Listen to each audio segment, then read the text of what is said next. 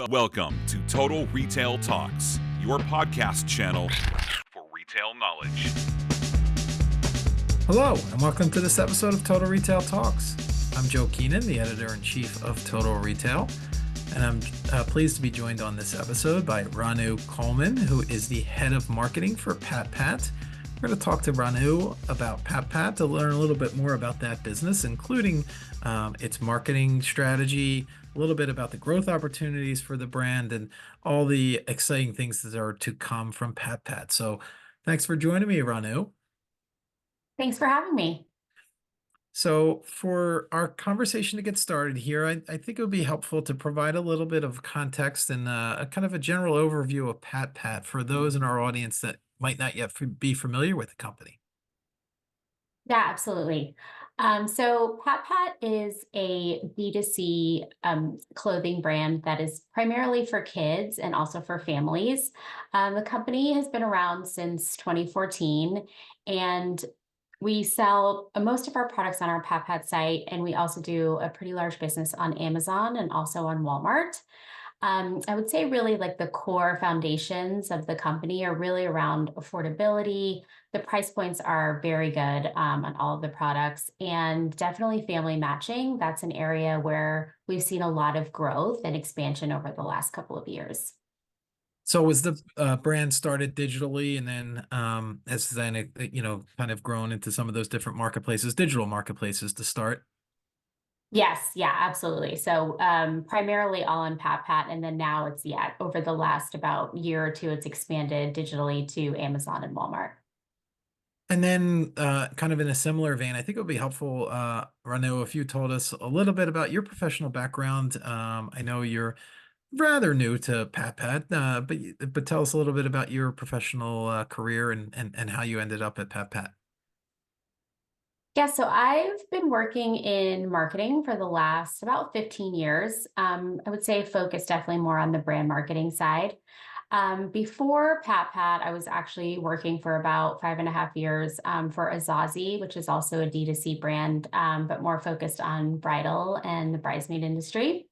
And then from there, I've been at PatPat now for about 9 or 10 months. So relatively new, but also kind of accomplished a lot, even in that time frame in terms of, really building out the marketing team and really figuring out where we want to go in terms of overall marketing strategy. Yeah, and we're going to talk about some of that activity, as you noted, been busy over the last a little less than a year and kind of building out that marketing arm at PatPat. One thing I wanted to mention is that PatPat's really a global brand. It's serving customers, I believe, in 140 countries, so it has this expansive reach. Tell us, with that in mind, how that kind of makes you think about your marketing strategy and as you're trying to serve so many customers and so many different geographic regions, how you then come up with a kind of a holistic marketing strategy based upon that. Yeah, I think one of the things for sure that we've been really focused on is our content. So because we're, selling in so many different areas, we really want to resonate with customers more globally. So we've been investing a lot in creating, our advertising campaigns, social media, website content that all really caters to that particular region and market. We definitely want to be making sure that our messaging is very, culturally relevant and also resonates with these different kind of diverse audiences that we're trying to speak to. One of the core things for sure is that we have been using, multilingual communication all around, like in all of our efforts. So this includes things like our chat support. Everything we do on the website, we kind of translate that in different languages for each country. And then also for our social media content, we have different social media channels for all the different countries. So they don't have to just be looking at our primary one that's predominantly in English. I would say in terms of our marketing strategy, we also work with influencers really from all over the globe. It's not primarily US focused to really highlight our products. I think just in general, it's really important that we're inclusive to everyone that's a fan of the brand. And we definitely have a lot of international customers, which we see across all of our channels. Yeah, and you kind of touched upon something I wanted to follow up in terms of that content distribution. So it's happening on the PatPat website, social channels, probably through emails that you're sending your customers. Tell us a little bit about those kind of primary engagement channels in terms of distribution and not only communicating with your customers, but getting some of that brand content out there as well. Yeah, I think one of the things is like, so you can go to the site and select your language. So that definitely helps, and the whole entire site will kind of change from there depending on what country you're on. For things like email and also for social, one of the things we've been trying to do is really incorporate the different customs and holidays that are happening in those different countries. So we have separate kind of marketing strategies and calendars for those countries as well. So we have members of the team that are kind of looking at, what's important this month for them that we can kind of highlight in different campaigns that will cross over to email and social. And we want to make sure that everything is really integrated, so it feels like a very integrated, holistic kind of marketing campaign. We do it in the US, which is our primary customer base, but we try to cater it and make certain tweaks depending on what's really important to that specific country during that particular time in our calendar, if that makes sense. It does, yeah. And actually, it's a good lead into what I wanted to follow up with my next question in terms of, you know, making that an integrated campaign, no matter with the ability to select language and have it be relevant to the audience. That's one example of how you're potentially using technology to help improve the efficiency and the efficacy of your marketing efforts. Tell us a little bit. That's one great example. Are there other different ways? I'm sure there are, probably many more than a few. Just to maybe, if you wanted to call out, some of the most important to you in your role in terms of technology solutions that are helping the marketing team at PatPat really reach its goals. Yeah, I think that there's three, I would say, to me that have been the most useful and important just in terms of improving our overall efficiency. One is definitely our CRM system. Obviously, that helps us a lot just in terms of collecting and managing all of our customer data. But also, it's really helped us when it comes to targeting these different countries and segmenting our audiences and really being able to create more personalized marketing messages. And it helps us, track how that's resonating with each different country. But we also use different tools for social media as well. So right now we use Iconosquare and Sprout Social, and that's helped us a lot because right now I believe we have over about like 15 to 20 different accounts for the different countries. So we're able to really use those tools to not only like schedule out all the content for all those different channels, but also analyze all of the metrics and the data so we can understand a little bit better on, what's really resonating best with this particular audience, say in the UK versus what's resonating better with the audience in Canada. So that's really been able to, I feel like, help our overall content strategy is being able to look at those analytics. And I would say the third one is definitely for influencer management. We have a tool right now that we use that helps us source all of the brand creators, really analyze all of their key metrics like their engagement rate, their demographic of followers. Because our customer base is so specifically towards parents, it really helps us align our brand and make sure that we're really targeting the right people. But I would really say those three tools have been like very pivotal to our team, and we use them daily to really make sure that everything feels very integrated. Yeah, those are three great examples. Just a quick follow up there. Do you find that as you look at the data and the analytics, that the behaviors of your consumers across different geographic regions are very similar? Do you find a lot of differences, between, let's say, the UK customer and the US shopper? How does that kind of play out? What are you seeing in terms of consumer behavior across across this global audience that you're interacting with? It's actually really interesting. I would say the main thing that I'm finding in terms of differences is definitely the styles. There are certain types of styles that do much better in the US versus what's going to perform better, say, in Mexico.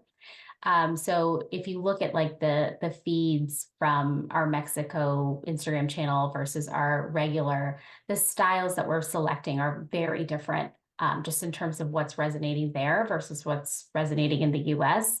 But I think the overall purchase habits in general, parents really want clothes that are extremely affordable. Price has been like a universal thing, I would say, across all um, countries. But primarily what we're seeing is just what a large discrepancy there is between what they gravitate towards in terms of what they want to purchase.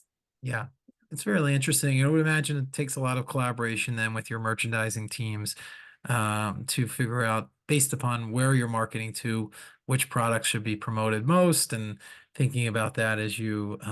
So it really probably kind of constant collaboration with merchant teams as well. Yes, absolutely. And it's definitely something we're always kind of looking at because, we have a lot of SKUs on our website. So even just how we're merchandising it for different countries, some countries really like styles with a lot of graphic prints and tend to be a little bit busier. And then there's other demographics that want very clean, very simple, very neutral type of styles. So we really have to work closely with our product teams to make sure that at least the first couple pages of styles are resonating toward that particular customer. So one of the things that you've mentioned, Ranu, is the influencers that you've worked with, and kind of that collaboration and those partnerships that you've created. Tell us a little bit about how those key influencer collaborations and consumer collaborations as well, they fit into PatPat's marketing strategy currently, and where you see that as going forward. Is that an opportunity to continue to tap into? Yeah, influencers have definitely been like a big part of our strategy. I know it has been for a lot of other companies as well, but particularly those like working with influencers that are parents, in the family parenting lifestyle niche, I think have really kind of amplified our reach and honestly our credibility. I feel like the best thing about working with influencers is just that you can actually provide more of a real life use case of the products that we sell that really resonate with their followers. I think overall it's really enhanced our product visibility, but it also just builds a lot of trust through working with these different types of influencers. And we don't just work with like the higher profile ones, we work with a lot of micro and mid-tier influencers as well. And I'll be honest, I actually probably feel like we have the best ROI when it comes to more of the micro, just because it tends to feel a little bit more authentic. But the other thing that we've been doing a lot of just in terms of collaborations is we partner with several licensed character brands. That's a very large part of our business. And it's really, to attract customers, but particularly families with young children.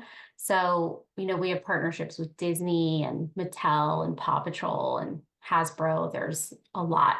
But we've been running multiple campaigns with each brand across a lot of different channels, really to create buzz and encourage customers to purchase all of their, essentially all of their favorite characters from PatPat. Yeah. So we definitely want to be a destination for the character apparel as well. Helps to drive that traffic and that demand based upon some of those, those key partnerships, those licensing partners can really can drive traffic to the site, I would imagine.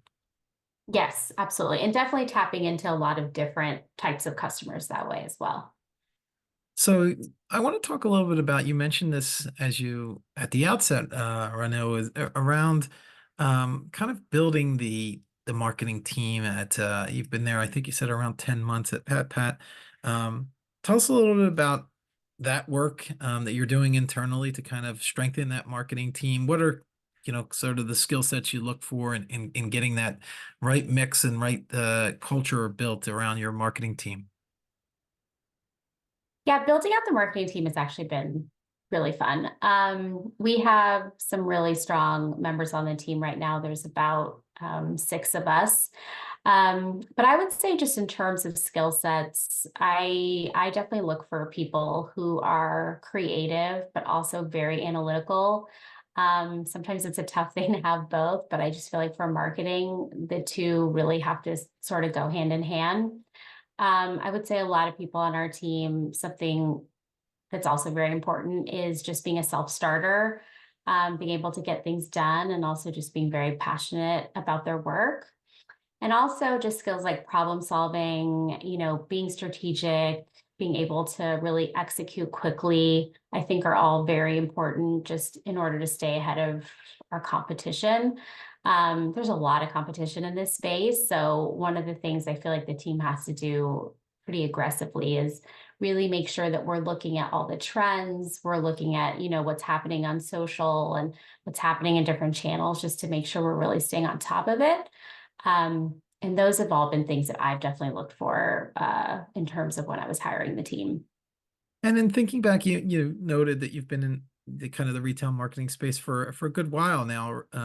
Tell us a little bit about how, from your own career, how you've seen the role of the retail marketer really evolve over the years from your own experience.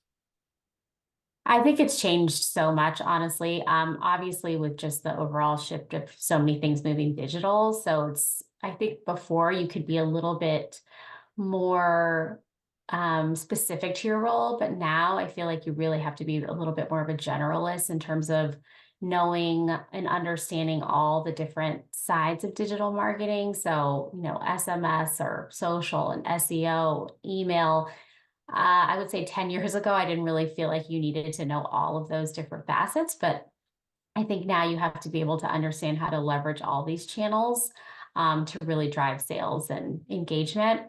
But also, I would say just with AI, the whole landscape has changed so much with ChatGPT and all the other tools. I think it's all about just trying to be smarter than those tools are.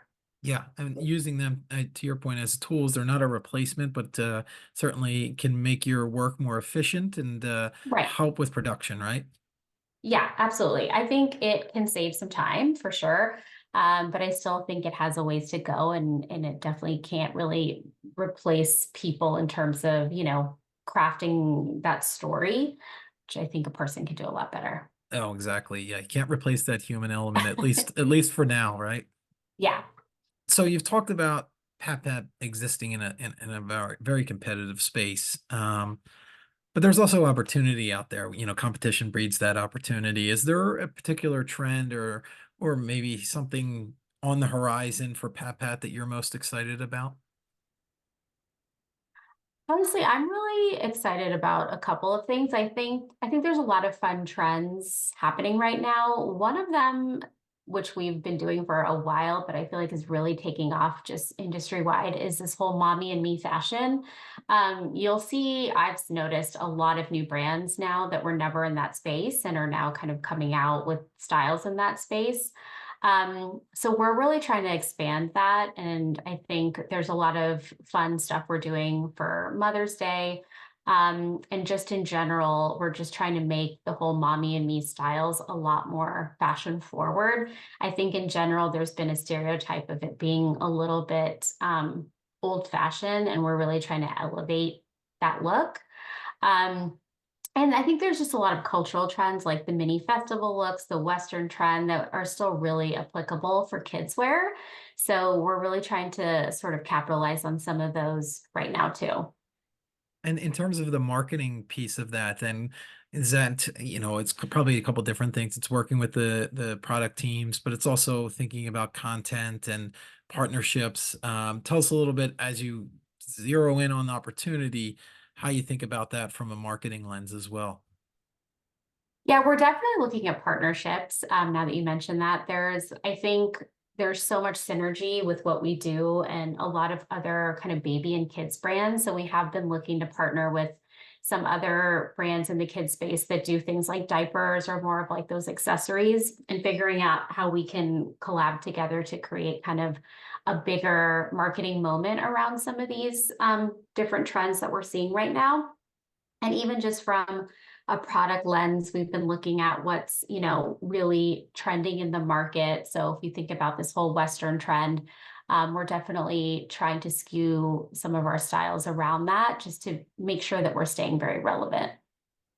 Well, you've certainly made great progress in the limited time you've been at PatPat, and some exciting things still to come. I really want to take the opportunity to thank Ranu Coleman, who is the head of marketing for PatPat, for joining us on this episode of Total Retail Talks. Thank you, Ranu. Thank you, Joe. This was great. Thanks for listening. For more information on this podcast, please check out our podcast channel page at mytotalretail.com/podcasts for show notes. Total Retail Talks is available on Apple Podcasts, Google Podcasts, Stitcher, and Spotify. Make sure to subscribe on our podcast channel page as well. If you've enjoyed this episode, please take a few moments to rate and review this podcast. Thanks, and until next time, this has been Total Retail Talks.